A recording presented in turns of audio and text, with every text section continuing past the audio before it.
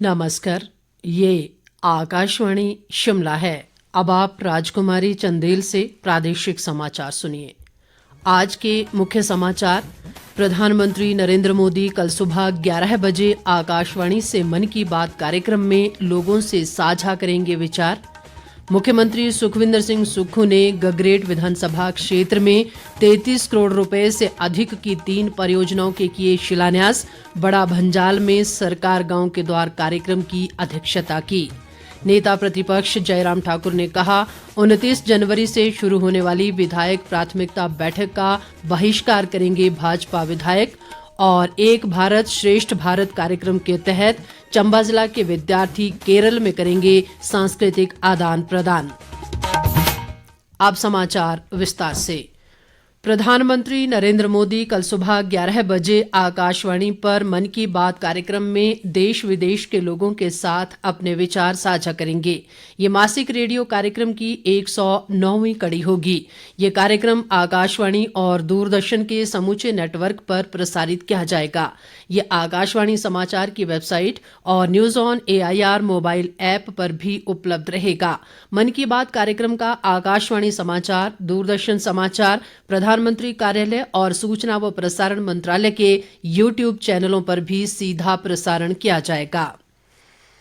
प्रधानमंत्री नरेंद्र मोदी ने आज दिल्ली के करियप्पा परेड मैदान में वार्षिक NCC PM रैली में भाग लिया।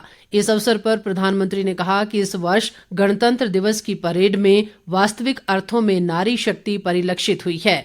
उन्होंने कहा कि परेड के दौरान कर्तव्य पथ पर तीनों सेनाओं की सभी महिला टुकड़ियों का मार्च गौरव प्रदान करने वाला है। प्रधानमंत्री ने कहा कि आज की रैली में जीवंत गांवों की 400 से अधिक सरपंच और विभिन्न स्व सहायता समूहों से 100 से अधिक महिलाएं विशेष अतिथि के तौर पर शामिल हो रही हैं। रक्षा मंत्री राजनाथ सिंह ने भी NCC PM रैली में भाग लिया। रैली में 2200 से अधिक कैडेट शामिल हुए। इसके अलावा 24 देशों के कैडेटों ने भी इसमें भाग लिया। मुख्यमंत्री सुखविंदर सिंह सुक्खू ने आज ऊना जिले के गगरेट विधानसभा क्षेत्र में 33 करोड़ 26 लाख रुपए की 3 विकासात्मक परियोजनाओं के शिलान्यास किए।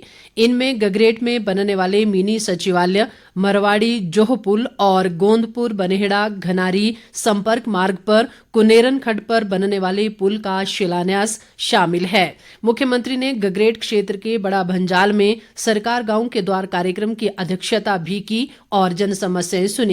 मुख्यमंत्री ने गगरेट में DSP कार्यालय, दौलतपुर सामुदायिक स्वास्थ्य केंद्र को नागरिक अस्पताल बनाने, भंजाल स्टेडियम के लिए 50 लाख रुपए देने की भी घोषणा की। उन्होंने कहा कि जिले में राजस्व लोक अदालतों में इंतकाल के 3713 और तकसीम के 1107 लंबित मामले निपटाए गए हैं। मुख्यमंत्री ने कहा कि जीतपुर बेहड़ी में 175 करोड़ रुपए की लागत से इथेनॉल प्लांट लगाने के लिए हिंदुस्तान पेट्रोलियम कॉरपोरेशन लिमिटेड के साथ बातचीत चल रही है। इस संयंत्र के स्थापित होने से स्थानीय युवाओं को रोजगार के अवसर प्राप्त होंगे और क्षेत्र का विकास होगा। मुख्यमंत्री ने कहा कि राज्य सरकार की प्राथमिकता अंतिम व्यक्ति तक पहुंचने की है। उन्होंने कहा कि व्यवस्था परिवर्तन का संकल्प लेकर पुराने कानूनों को बदला जा रहा है, क्योंकि सरकार समाज के अंतिम व्यक्ति को लाभान्वित करना चाहती है। मुख्यमंत्री ने कहा कि प्रदेश सरकार विभिन्न सरकारी विभागों में 21,000 भर्तियां करने जा रही है। इस बीच मुख्यमंत्री ने अपने दौरे के दौरान क्षेत्र की राजकीय वरिष्ठ माध्यमिक पाठशाला मरवाड़ी का औचक दौरा भी किया। मुख्यमंत्री ने विद्यार्थियों को कड़ी मेहनत करने के लिए प्रोत्साहित किया और कहा कि प्रदेश सरकार शिक्षा के क्षेत्र में सुधार लाने का प्रयास कर रही है, ताकि बच्चों को गुणात्मक शिक्षा उपलब्ध हो सके। राज्यपाल शिव प्रताप शुक्ल ने आज राजभवन शिमला में आयोजित एक समारोह में देवराज शर्मा को हिमाचल प्रदेश लोक सेवा आयोग के सदस्य के रूप में पद व गोपनीयता की शपथ दिलाई।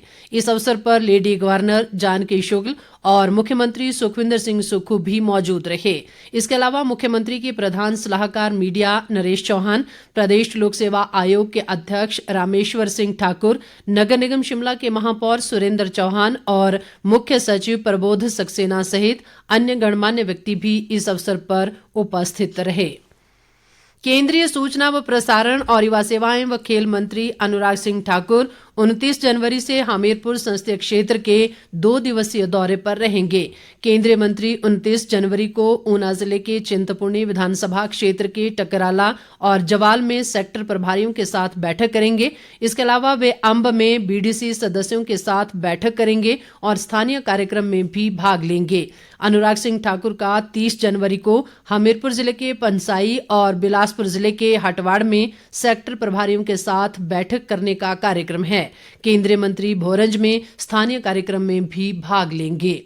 पूर्व मुख्यमंत्री व नेता प्रतिपक्ष जयराम ठाकुर ने कहा है कि भाजपा विधायक 29 जनवरी से शुरू होने वाली विधायक प्राथमिकताओं की बैठक का बहिष्कार करेंगे।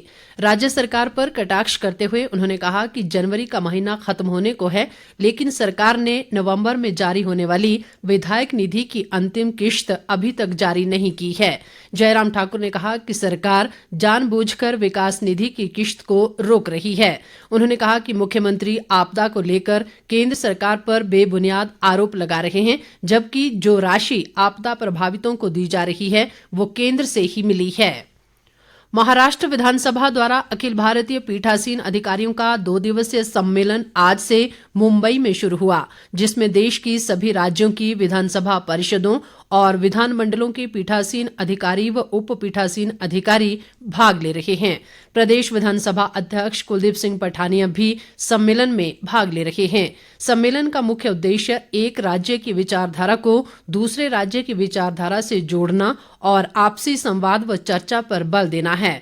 प्रधानमंत्री नरेंद्र मोदी ने सम्मेलन को वर्चुअल माध्यम से संबोधित किया, जबकि अखिल भारतीय पीठासीन अधिकारी सम्मेलन के चेयरमैन व लोकसभा अध्यक्ष ओम बिरला ने उद्घाटन सत्र को संबोधित किया।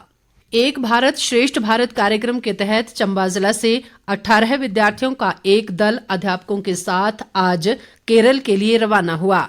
ये दल केरल में सांस्कृतिक कार्यक्रमों का आदान प्रदान करेगा और दूसरे राज्य की संस्कृति को भी समझेगा।